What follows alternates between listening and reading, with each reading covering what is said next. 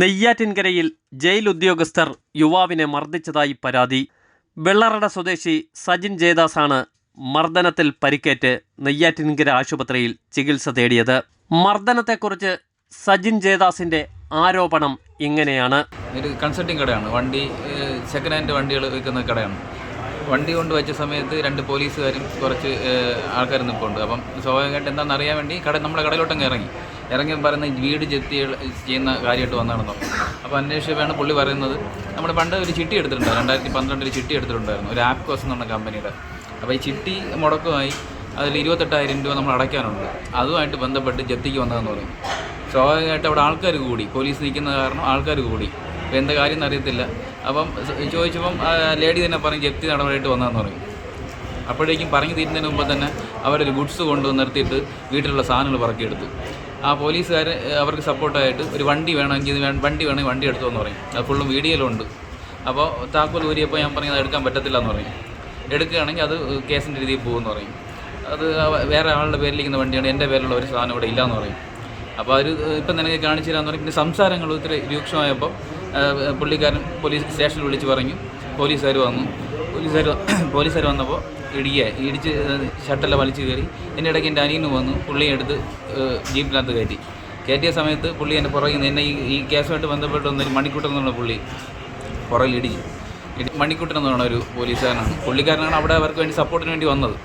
അപ്പം പുള്ളിയാണ് എന്നെ ഇടിച്ചത്. ഇവിടെ ഒരു ഇടിച്ചു, വണ്ടി കയറ്റിയ സമയത്ത് പുറകിൽ നിന്ന് ഇടിച്ചു.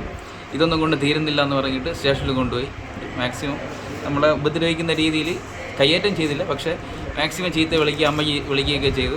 പക്ഷെ അതെല്ലാം കഴിഞ്ഞിട്ട് എസ് ഐ വന്നിട്ട് ഈ പോലീസുകാരെല്ലാം 2 പേര് പറയുന്നുണ്ട്, സാറേ ഇവനെ ഇങ്ങനെ വിട്ടാൽ പറ്റത്തില്ല, കുറച്ച് അകത്ത് കിടക്കട്ടെ, മൊഴി വേണേൽ ഞങ്ങൾ തരാമെന്ന് പറഞ്ഞിട്ടാണ്. അപ്പോൾ ഇതാണ് സംസാരം. ഈ സംസാരം അപ്പോഴേക്കും വീട്ടുകാരും പപ്പയും അമ്മയൊക്കെ വന്നു സംസാരിച്ച് അവർ റിമാൻഡ് ആക്കുമെന്ന് പറഞ്ഞു. റിമാൻഡ് ചെയ്തു. ഫസ്റ്റ് ദിവസം നമ്മൾ ഭാഗത്ത് കൊണ്ടുപോയി അവിടുത്തെ ഡ്യൂട്ടിയിലുണ്ടായിരുന്ന സാറുമാർ വേറെ പ്രശ്നമൊന്നുമില്ലായിരുന്നു. 4 പേരായിരുന്നു ഡ്യൂട്ടിയിലുണ്ടായിരുന്നു, കുഴപ്പമില്ലായിരുന്നു. അത് കഴിഞ്ഞ് അടുത്ത ദിവസം, അതായത് ഞായറാഴ്ച വൈകുന്നേരം ഒരു 5:30 മണിയോടെ ആയപ്പോൾ നമ്മളെ സെല്ലിലൊക്കെ സാധാരണ രീതിയിൽ റൗണ്ട്സ് പോലെ ഇവർ വരുന്നുണ്ട്, പോലീസുകാർ വരുന്നുണ്ട്, വാർഡന്മാർ വരുന്നുണ്ട്. ഒരാൾ വന്നിട്ട് സജിൻ ആരാടാന്ന് ചോദിച്ചു. ഇറങ്ങാൻ പറഞ്ഞു. സെല്ലിൽ നിന്ന് പിടിച്ചു നൈസായിട്ട് ഞാൻ ഇറങ്ങി പുറത്ത് നടന്നു വന്നിട്ട് ഒരു ക്യാമറ ഇല്ലാത്ത റൂമിലോട്ട് തന്നെ കൊണ്ടുപോയിട്ട് പുള്ളിക്കാരൻ ആരെ ഫോൺ വിളിക്കുന്നുണ്ടായിരുന്നു. ഫോൺ വിളിച്ചിട്ട് സജിൻ എന്ന് പറയുന്ന ഒരു പുള്ളിയാണ് വിളിച്ചത്. വെള്ളട സ്റ്റേഷനിലെ സജിൻ. എൻ്റെ പേര് സജിൻ ജയദാസ് എന്നാണ്. പക്ഷേ എന്നെ ഈ പുള്ളിക്കാരൻ രതീഷ് എന്ന് പറയുന്ന ജയിൽ വാർഡൻ വിളിക്കുന്നത് ഒരു സജിൻ എന്ന പോലീസുകാരനാണ്, വെള്ളടയുടെ പോലീസുകാരനാണ്. പുള്ളിക്കാരൻ വിളിച്ചിട്ട് അബദ്ധവശായി പുള്ളിക്കാരൻ ലൗഡ് സ്പീക്കർ ഇട്ടു.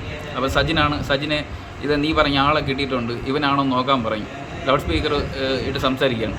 അപ്പോൾ സജിൻ എന്നോട് സംസാരിക്കാൻ പറയും.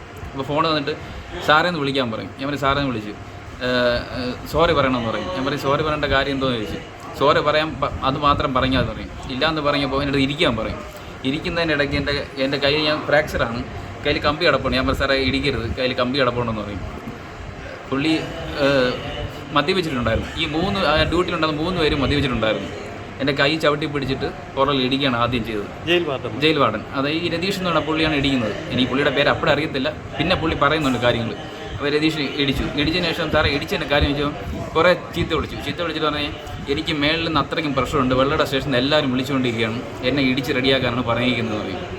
അങ്ങനെ ഇടിച്ചതിന് ശേഷം പുള്ളി ആ വടിയുണ്ട്, ഒരു അത്യാവശ്യം നല്ല കനമുള്ളൊരു വടിയുണ്ട്, പുറകിൽ അടിച്ചിട്ടും പുള്ളിയുടെ ദേഷ്യം തീരുന്നില്ല. അപ്പം പുള്ളിക്കാരൻ ഈ സജിൻ എന്ന് പറഞ്ഞ പുള്ളി 5:30 മണിക്കാണ് വിളിക്കുന്നത്, ഒരു ഉദ്ദേശ സമയമാണ് പറയുന്നത്. പുള്ളി ലൈനിൽ നിൽപ്പുണ്ട്, നിവർത്തി കിടത്തിട്ട് എൻ്റെ കാലിൻ്റെ അടിയിൽ അടിച്ചിട്ട് ഷർട്ട് എല്ലാം വലിച്ച് കീറിയിട്ട് ഷർട്ടല്ല ഈ മുണ്ട് പറിച്ചെടുത്തിട്ട് പുറത്തോട്ട് വലിച്ച് നിരക്കി. അപ്പോൾ 2 സാറുമാർ അവിടെ കാല് പിടിക്കാൻ പറയും. ഇതാണ് നടന്നത്. ഇടി എനിക്ക് നല്ലവണ്ണം കിട്ടി. ഇതിന് മെയിനായിട്ടുള്ള കാരണം എന്നെ ഈ പോലീസുകാർ പിടിച്ചുകൊണ്ട് പോയ സമയത്ത് വെള്ളട സ്റ്റേഷനിൽ നിന്ന് പിടിച്ചുകൊണ്ട് പോയി എന്നെ പുറകിൽ ഇടിച്ച കാര്യം എന്നോട് പറഞ്ഞു. ഈ മെഡിക്കലിന് കൊണ്ടുപോകുന്ന സമയത്ത് എന്നോട് പറഞ്ഞു എന്നെ ഇടിച്ച കാര്യം പുറത്ത് പറയില്ലെന്ന് പറയും. ആരോടും പറയരുത്, പ്രത്യേകിച്ച് ഈ ഡോക്ടറോട് പറയില്ലെന്ന് പറയും. അപ്പോൾ ഞാൻ പറഞ്ഞില്ല. തിരിച്ച് ഈ റിമാൻഡ് ആയതിനു ശേഷം എന്നോട് വക്കീൽ നമ്മൾ കോടതി കയറിയപ്പോൾ ജഡ്ജിയോട് നടന്ന സത്യങ്ങൾ കറക്റ്റായി പറയാൻ പറയും. പുള്ളിയോട് പറഞ്ഞതാണ് മെയിനായിട്ടുള്ള വൈരാഗ്യം. ജഡ്ജിയോട് ഞാൻ പറഞ്ഞു എന്നെ ഇടിച്ചു, ഈ കാര്യങ്ങൾ പറയരുതെന്ന് പറഞ്ഞു. പക്ഷേ ആ വ്യക്തമായിട്ടുള്ള കാര്യം ഞാൻ പറയും. ഇടിച്ചവരുടെ പോലീസുകാരെ കണ്ടാൽ അറിയാവുന്ന ജഡ്ജി ചോദിച്ചു. അപ്പോൾ ഞാൻ കാര്യങ്ങൾ വ്യക്തമായിട്ട് പറയും, എന്നെ ഇടിച്ചിട്ടുണ്ടെന്ന് പറയും. അതായിരുന്നു മെയിനായിട്ടുള്ള വൈരാഗ്യത്തിൻ്റെ കാര്യം. അതിൻ്റെ ഭാഗമായിട്ടാണ് ഈ പോലീസ് സ്റ്റേഷനിൽ ഒന്ന് വിളിച്ച് പറഞ്ഞിട്ട് അവർക്ക് അവിടെ നിന്ന് ബാക്കി ഇടിക്കാൻ പറ്റിയില്ല എന്നാണ് അവർ പറയുന്നത്. അവർക്ക് എന്നെ വേറെ ചെയ്യാൻ പറ്റിയില്ല. അപ്പോഴേക്കും ഞാൻ അകത്ത് ആയതുകൊണ്ട് അവർ വിളിച്ച് പറഞ്ഞിട്ട് ഇടിച്ചതാണ്.